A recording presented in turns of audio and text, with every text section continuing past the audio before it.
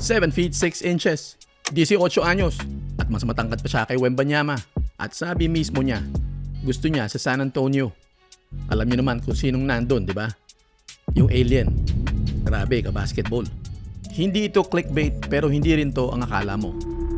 As of July 24, 2026, wala siyang kupunan, walang draft, walang kontrata, wala pang college. Galing yan sa interview sa Sydney Morning Herald. Doon din niya sinabi, pangarap niyang makasama si Wemby at sumabog yan sa buong mundo. Pakinggan mo uli, gusto, hindi yun plano. Walang team na nagsalita. 18 years old pa lang siya at wala pa siyang napipiling college. Pero yung numbers niya, grabe, doon tayo. Jungkook Mac or JK Mac ang tawag. Perth, Australia. South Sudanese ang mga magulang. 229 centimeters, 7 feet 6 inches. Para makuha mo, kasing taas niya si Yao Ming. Oo, yung Yao Ming na yun, kasing taas niya si Taco Fall din. Pero teka, koponan niya, Center of Excellence, Liga, NBL 1 East. Semi-pro yan, hindi NBA, hindi college, hindi pa. At ito yung nakakabaliw, 14 years old siya nung nagsimulang mag-basketball. 4 years pa lang naglalaro ang batang ito. Pinilit lang daw siya ng barkada niya kasi matangkad siya. Nasa dugo naman. 6'8" ang tatay, 7-footer ang lolo. Okay, numbers. Handa ka na? Kasi yung susunod, kaya kang patayuin sa upuan. Under 20 National Championships, Ballarat gold medal game laban sa New South Wales. 5 games, 1 week. Hindi siya ang pinakamagaling doon, pero siya ang pinag-uusapan ng buong torneo. 14 points, 9 rebounds, at 6 blocks. 6 sa isang laro, 30 minutes lang siyang nandun. Isipin mo yun, 6 na beses may pumasok sa loob at 6 na beses supalpal. Talo pa sila, 74-71. Pero yung 6 blocks na yun, sumabog sa Instagram, sumabog sa X, nagkagulo ang buong basketball internet. Sa buong tournament, 7.2 points, 6.4 rebounds, shooting 71.4%.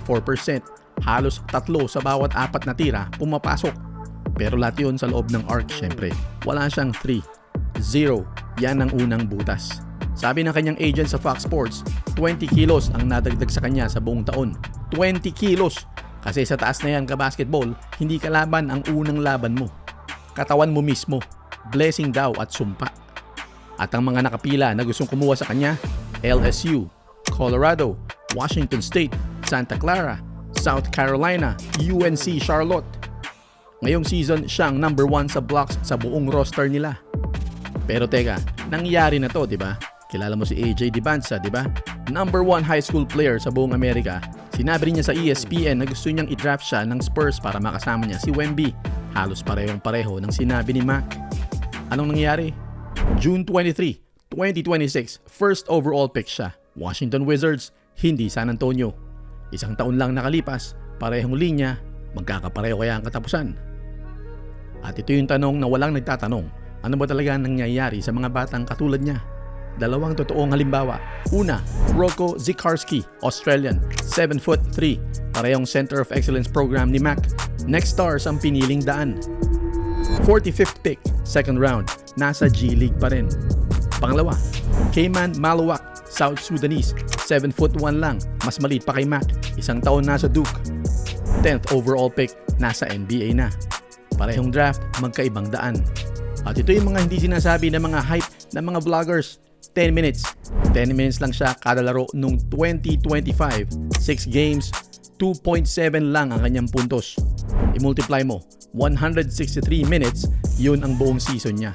Mas maikli pa kaysa sa 4 na NBA games. Yung viral na per 36 numbers, 14 points, 14 rebounds, 4.5 blocks. Extrapolation yan. Kinuha sa 10 minutes tapos minultiply. Hindi yan nangyari. Hindi pa. Calculator ang gumawa niyan, hindi si Mac. Malaking kaibahan yun mga basketball. At free throws, 54.5% lang sa under 20. At ilan nga ba talaga ang agawat kay Wemby? Depende sa source. 7'3", 7'4", hindi pareho ang sinasabi ng mga listahan. Kahit yun, hindi sigurado. Pero teka, sabihin nating nasa iisang koponan sila balang araw. Kakayanin ba nila maglaro ng magkasabay?